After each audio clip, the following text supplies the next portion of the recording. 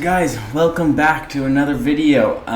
Doing another in-depth kind of dynamic breakdown for you guys. You guys seem to enjoy that last one a lot, and the cool thing is it spawns questions that you may have not thought to ask until you've gained more info. And for me, I love to teach, and this is a great way for me to do so. A great way for me to transfer the knowledge I have to you guys, as I can just explain things that have become instinctual to me by explaining to you the decisions I'm making, the things I do, and the things I do not do at certain times over these raw POV videos.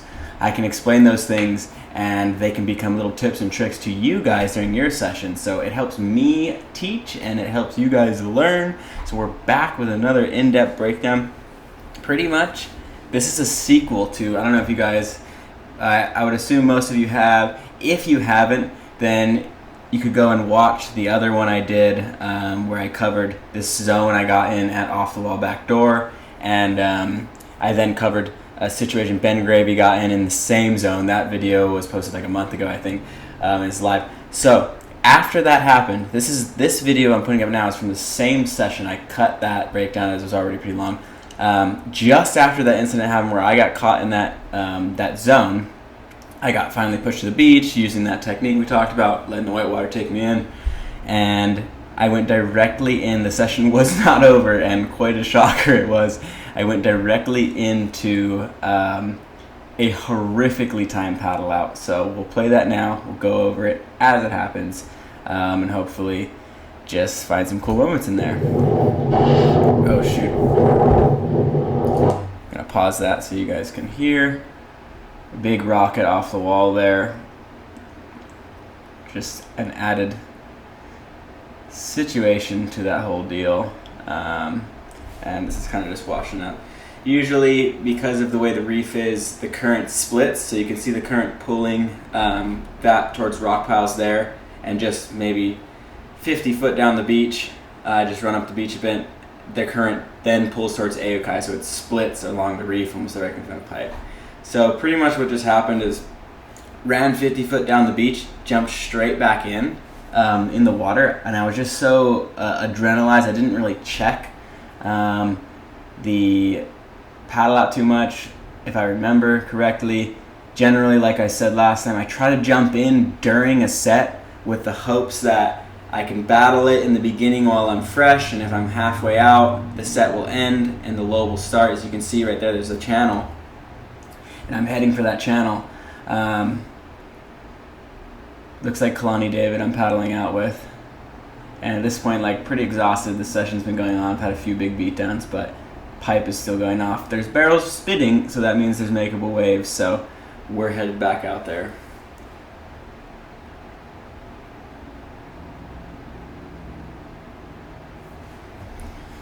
And this is where it turns into one of those paddle outs. Let's just turn that way down. Hopefully you guys can still hear me over that. But I'm getting close, and I start to really jam, turn on the gas, as is the way you see that lull, you see it starts to happen, and another set hits. And I think at this point I'm now on, like, you guys saw the first paddle out in the other video, it was like maybe 3 or 4 duck dives. I'm now on about 10 duck dives here. I'm turning around, I'm checking the land, checking my position. I wanted to see, obviously, I had a marker on the land where I should have been at a certain point, but at this point I've now, if you can see right there, I'll try and pause in a better spot, but I've missed the channel. The current has pulled me past the channel, and I've become stuck in a similar situation as that other area. Pause it here. You can just see I've done about 15 paddles. I got out before to the left of those jet skis right there. You can see with my clicker here. I am now on the right side of them at what we call gums, and it does a very similar thing. Because there is a small channel there, the water tries to force itself out and the set comes. So sometimes you can get a ride out on that current, but other times you get decimated. And it looks like I'm just trying to jam past that white water right there to get past it. Kalani, I'm not sure where he ended up, but It's looking like I might make it finally here, just edging over. That turns into like a heavy sandbar right there that wave is landing. So I made it clean. I think Kalani, unfortunately, did not make it, and I was able to squeak out. So, I mean, not too bad. I mean, you might call that a successful paddle out, but for me, it just wasn't as clean as I'd have liked. I'm probably breathing pretty hard here. I'm just going to turn this audio off just in case while I'm recording so you guys can hear it. And that happens. So I'm pretty sure that happened on that beat down I had at off the wall before, and just didn't know what to do. I was already out the back, ended up getting this wave. I think that was my best wave of the session, and I was kind of like looking at that tail thing and decided, what am I going to do with this? I now have a swallowtail. Like, is it going to hold on a drop? And it ended up holding very well, as you can see right there. But yeah, this session, that was the one bright spot in my session, and really at pipe, you guys, like, that's all you need. And with any session, I guess, I've said it before, it just takes one to make a session worth it. But when you have the kind of beatdowns that occur in a session like this, you start to get a little frustrated.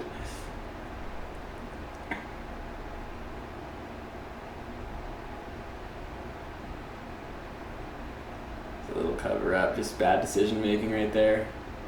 Ride to the channel, jump out.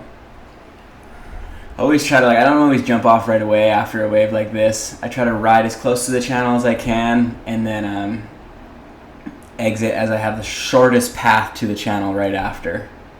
And you can see right there, I'm going to go back here a second. Talked about this before with you guys. When the lip is landing in front of you and it lands and then breaks again and creates another pocket. So if you duck dive in the barrel right here, most of the time you pop through and go out the back. But when the lip lands, it creates another pocket like that, and it's kind of a little safe zone. So what I'll do is, you're on a long board, right? So when the lip lands and you're here, you can time that duck dive in that second explosion. There's a pocket there of safety. You don't get hit by the turbulence, and then you just blast up right away and paddle over it. The key to that is when it breaks, you don't want your nose to get hit by the turbulence when you duck dive. So I'll often turn sideways inside of that pocket, lip lands. Instead of being like this and it landing and going like that, I'll turn sideways, lip lands, breaks over me again, pop up, back out, and go. You can see right at the last second here, I turn my angle. Boom, sideways, pop up, right out the back, and I'm able to just go instead of kind of like getting tumbled along, losing 10 foot of ground in the white water. Looks like Mark Healy going on a bomb. I love those shots. I don't know about you guys, but I always love filming them and trying to put them in. When you just are in the lineup and you just see somebody, like a buddy or whatever, that angle of them taking off on the wave and where you're up at the top and looking down, like I get as psyched as going on the wave myself seeing someone else do that.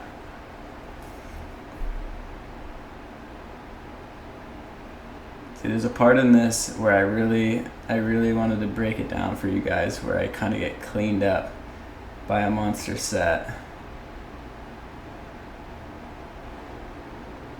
Oh, this wave. This is a classic. Another, like, the wave started to get kind of funky.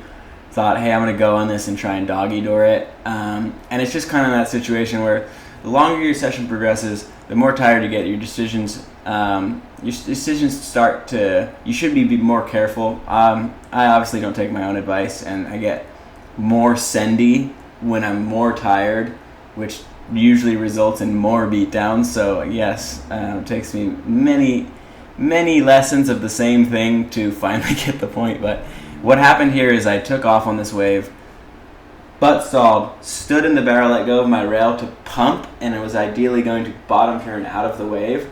But you can see just right here is somebody from the wave before, and they kind of got in the line of where I would here have the barrel wide enough to exit.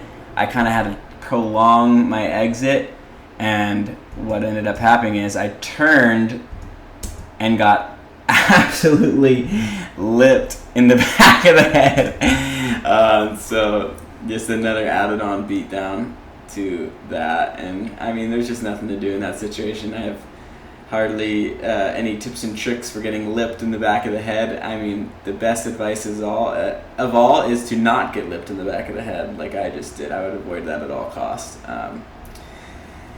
But if you do, as always, just take the beat down, stay calm. And of course, damn, that guy was under for a long time. Always checking on someone. I waited till that guy popped up before continuing on out, just making sure. You never know what the situation is. You never know when someone might be unconscious, even in a scenario where you're on the inside here, duck diving waves.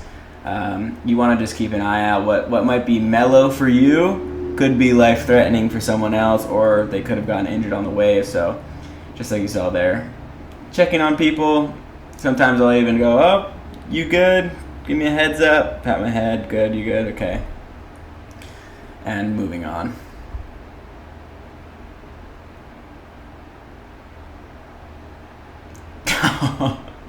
The classic, like, just getting rolled in the turbulence, like unnecessary energy expenditure. Like that is when, like, you do see hints of frustration. For me and myself, like inefficient tumbling in the whitewater is just, to me, an unnecessary energy expenditure, and all I can think about is that energy could have been put towards paddling into the wave of the day or the wave I wanted to get. And so little things like that, like, just get frustrated by them.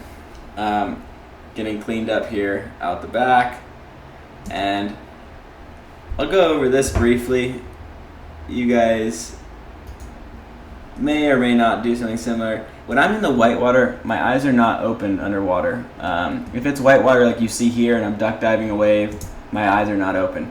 But if you have clean water, like you're seeing right here, I do open my eyes, and in a second you're going to see these big plumes underwater. And those are the plumes of turbulence, right? And so if the water is clean, I just do take a peek. And I've oftentimes avoided a big plume of whitewater, because when you get caught in that, you just get tumbled along with everything. But I'll do my best to get between the plumes of whitewater. They're rolling like this, and they're usually rolling in lines with clear water between them.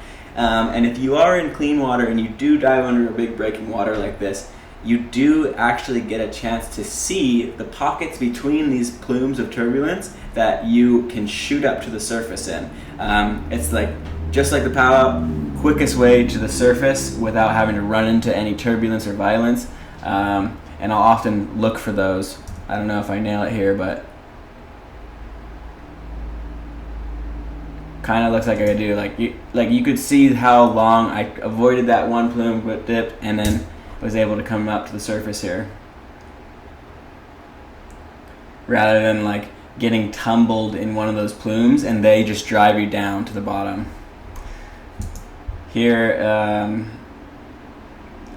the worst situation to be in that pipe, I'd say, is you're on the inside of the crowd, because that's where I usually sitting there to hunt the double ups that the others can't catch. But what ends up happening is when these big cleanup sets come,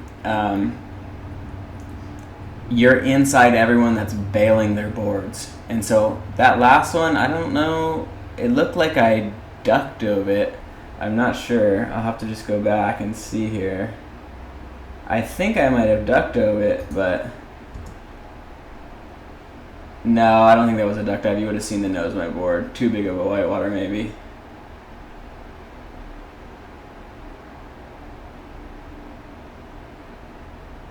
Oh, maybe I did, because I'm back on my board here. Oh no, paddling in.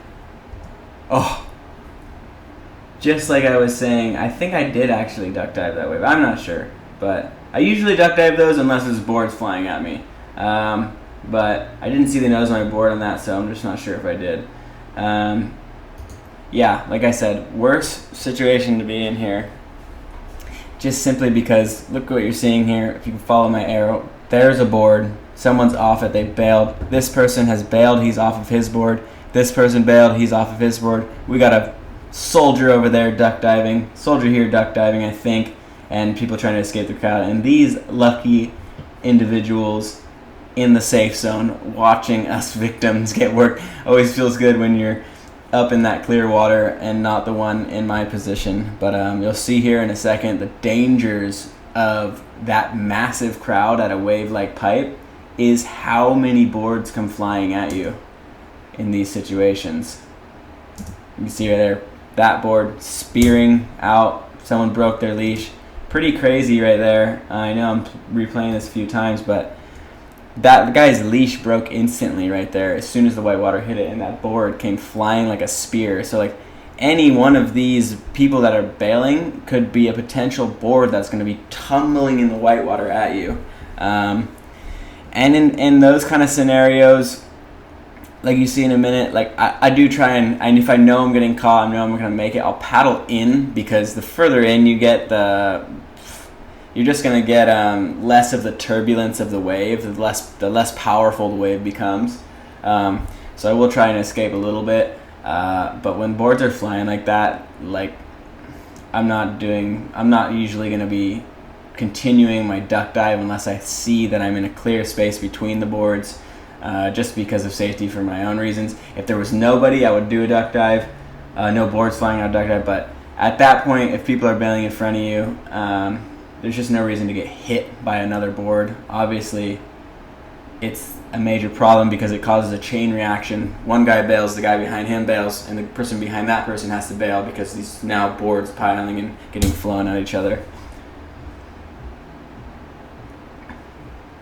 Jumped off my board right there. Stood on my board, jumped up, and went straight down.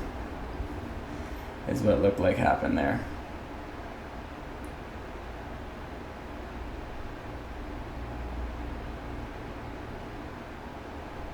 Another danger with bailing is that fact of breaking your leash. You just have to swim in most of the time. This guy's lucky getting a ski. Oh, that's Koa actually. That's Koa right there. Just jumped on the ski. I'm like, my Koa. Like, Koa is another duck dive warrior. But like I said, you have people bailing in front of you. There's nothing to do but get off your board. Koa this session actually, interestingly, had just got out and had to bail almost instantly because of that cleanup set. These type of days, you just get caught. There's just no going about it. You're sitting on the first reef, and those roll-in sets surprise you, so nothing to do. Like, look at my positioning here. It's inside of everyone trying to hunt the double-ups they can't catch. But when those cleanup sets come, all you can really do is just keep awareness constantly, and I've repeated this a ton. If you guys are able to keep a total awareness while you're hunting the wave that you want, then you're going to be in positions in the lineup that are most safe for you, where you can also catch the wave you're looking for, and try and avoid the most carnage. But as you can see here, sometimes there's just nothing you can do. I'm at this point in this scenario, and this is where the part of the video that I really wanted to break down for you guys. I'm obviously about to get caught inside here, and I'm thinking of avoiding several different things. One is the guy riding the wave. I don't want to be run over by him. I don't want to get into his line, and pretty much I'm just going to sacrifice myself. Like, I will sacrifice myself as far as paddling into the impact zone or a zone where I may get caught, to avoid someone surfing the wave. I don't want to mess with their line, and I don't want to be run over. And the craziest thing to me is when people are paddling back out and they say, F this guy that's riding this wave. He has less options than you, really. He has to stay in a part of the wave where he's not going to get lipped, and that means he's going down the line. Pipe is a barreling wave. You got to go down the line. But as a paddling guy, you can make the decision whether to, hey, I'm going to continue to paddle and get in this guy's way, and I'm going to toss my board in front of him, because what else are you going to do, let yourself be run over? Or I can just paddle to a position where I'm going to get caught by the wave, yes, but I'm not going to get run over or in his way or affect his line. Like, that's just my mindset.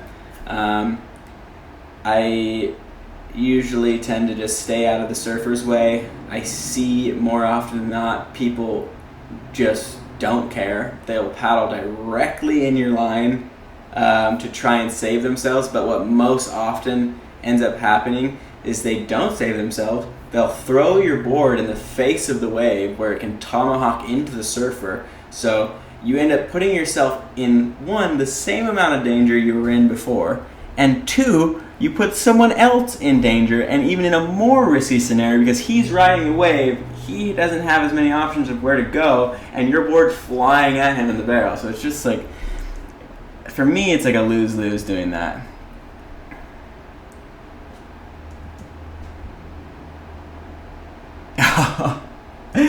You guys, this is like the worst case scenario. So like, I managed to position myself where I'm in a clear spot between the people, but this guy's line's limited because he's also trying to do that, the guy on the wave, riding the wave. And I've gotten myself into a position where I don't want to be in this guy's way, but I don't want to be behind the 10 people in front of me that I know what they're going to do.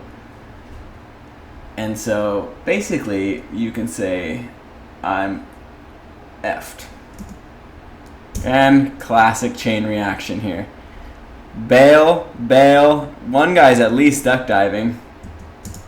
This guy shoots his board. He does the worst kind of bail, not just get off and swim under. He does the duck dive, shoot between the legs bail. We've all done it. I've done it before, but I don't usually do it at the expense of someone else's back, like that guy just did. So what ended up happening there is that guy bailed, causing the other guy ended up bailing as well. And so did I, because there was boards flying in front of me. Oh, look what happens. Broke my board, catching another one on the head. Again, we have a guy bailing. Dive under, go deep, avoid the plumes.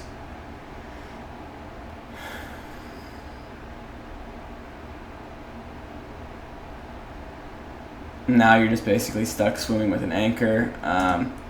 Sometimes I will just take my leash off in that situation, but at this point there was a lot of people inside of me, and just half a board flying with the fins out just didn't seem like a scenario, and half the board dragging it isn't too much, so just pulled it close and tried to pull it under the next wave. Luckily I'm not in like the total whitewater impact zone, but if I did get pulled into that main turbulence zone, I would have just simply done that scenario I talked about, which is launching myself into the whitewater to get carried in as far as possible. And I'm in that exact scenario right here. So I kind of just pushed that board away from me. For me in this situation, or if you guys are in this situation, you're now no longer worried about people around you, because there's just people bailing right in front of you. I'm pretty much alone at this situation. I'll just worry about getting my fins and my half of my board away from me, and then worry about getting pushed to the beach as far as I can in a whitewater like this. If you want to know the size of this, I have another video pulled up there just so you guys can see for size reference what these whitewaters actually look like. This is another video I did a couple winters back, but it was cool because we kind of spliced in some land angles of what the waves landing on us actually look like, the size reference. Right here is actually a bigger day, but generally same size. I got pushed into that zone I was telling you guys about by gums, where you kind of just, there's just nothing to do. You're getting stuck in a current, you're getting pummeled by sets, which is right, oh yeah, we're about to see it in 1 second.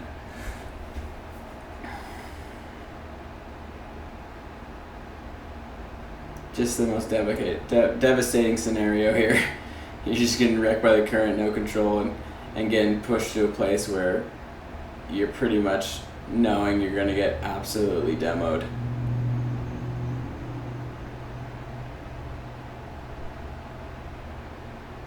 You see the ski going over the top there. And there you go. So like, if you guys can just, when you see those type of waves on those POVs, they don't really show the size because of the wide angle of the GoPro, but this is that wave you just watched breaking on me. This wave right here. Hard to tell the size. is that wave. So as you can see, a large freaking whitewater. And here in this scenario, I did basically the same thing I told you about. That wave broke, and I jumped under that that secondary explosion, and I didn't get too worked on that. So there you go for side restaurants. We'll go back and finish up this epic clean out job.